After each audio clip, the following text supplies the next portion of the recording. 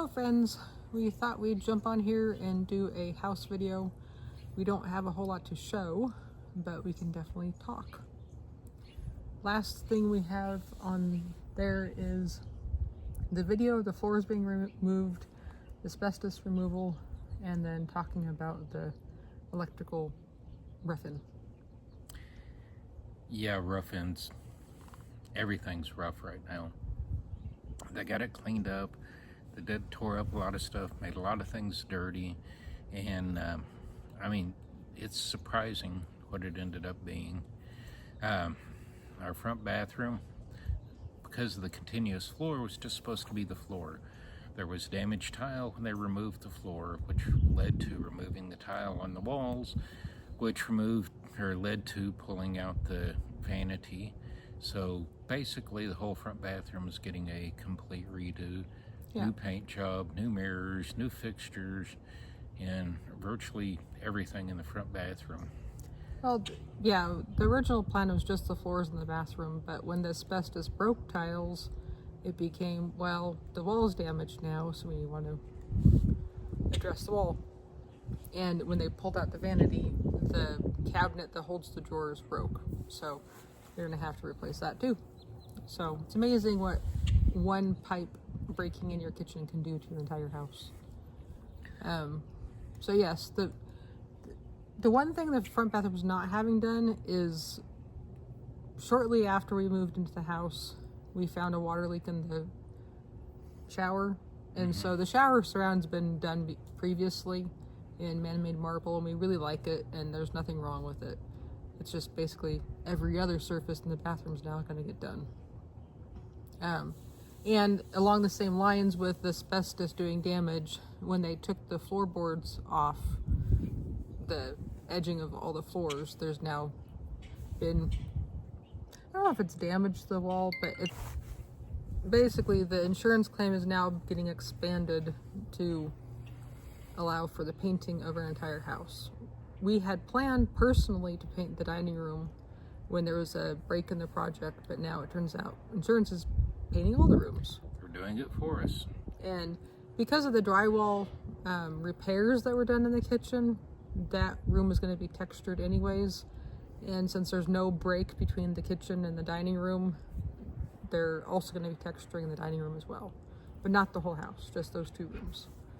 But they are going to be painting most of the house. Yeah, all the paint's going to be touched up. Every surface basically painting towards, or every surface opening or facing towards where they did the flooring is going to be painted. So that includes our front door and our back door, which will take some adjustment because our back door has always been solid wood. So there's both of the exterior doors have some pet damage to them, just from claws, from jumping up, from dogs greeting people or wanting to greet people, or dogs being alarmed. There's also interior doors that have been damaged from the dogs because they want to get to other rooms. They want to get to people in the other rooms. Yeah, so it'll be good to have that fixed.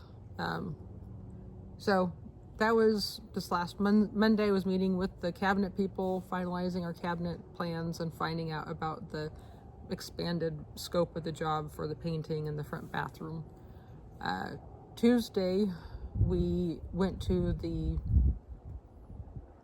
showroom to pick out our countertop, and from the very beginning we had Formica countertop, and everybody just said, yeah, you're not going to put Formica back in, you're going to put the hard surface back in, and that's standard and normal, and you'll just pay the difference between Formica and the hard surface, and it's not that big of a deal, maybe a couple $1,000s. We're still dealing with sticker shock over how much the counter was. And how little they gave us for allowance. Yeah, the allowance for our entire kitchen was less than $700, and the cheapest solid surface started at like $2,500, and it went up from there. And we're in a rental right now. I could put in a little snippet of a video showing the counters we have here. It was the cheap solid surface. They call it builder's grade. Builder's grade solid surface, and it's really hard to know when it's clean because it has all those speckles all over it. I'm never convinced it's clean. It's designed that way. Yeah. But it's not a very attractive. And we're doing this mainly for our own purposes, but if there's anything that's questionable, we're making these decisions based on popularity and what would resell. Yeah, and our contractor took us around and said these are the timeless options that won't go out of style. Everybody can work around and use. And surprisingly, West and I agreed pretty quickly on which pattern we liked the most, but it also turned out to be one of the more expensive ones. So it's quite a chunk of change. It basically doubled our personal budget just getting that countertop. And then while we're there, we told them what kind of kitchen sink we wanted, and it was a whole, you get this one. There's only one to choose from. This is it. There's only one that fit what we were looking for. Yeah, I wanted to stay with porcelain, and I like the single basin. So that really was just, there's the one they use. And they're proud of it. Yeah. And then after that, we went over to a flooring place that has an interior designer that could work with us, and she helped us pick out new flooring and the colors for the trim and the wall color throughout the house. The paint. And we had from the beginning thought we're replacing our flooring with the same stuff we already have because that's what we keep being told. We liked it and it worked and it was not very expensive. Well, and it's also, we keep being told you're got an insurance budget to replace like for like. And it turns out that the budget had enough room for us to upgrade from vinyl plank flooring to tile planks that mimic wood. It had a very, very similar coloring to what our original flooring was, which we liked. It has whites and grays and browns in it. So that was a surprise. We didn't expect to get tile. And the cabinet colors and the color for the walls aren't what we personally would choose, but once again, we're looking at this from a resale point of view, not just what we want.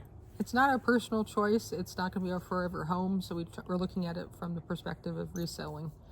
And for those who haven't followed us and have not seen the videos, part of the reason for selling is we love this house, but my mother's getting up in age. She has a bigger house, and we are expecting to end up moving in with her in the future, hopefully not as later than sooner, but to help with her care.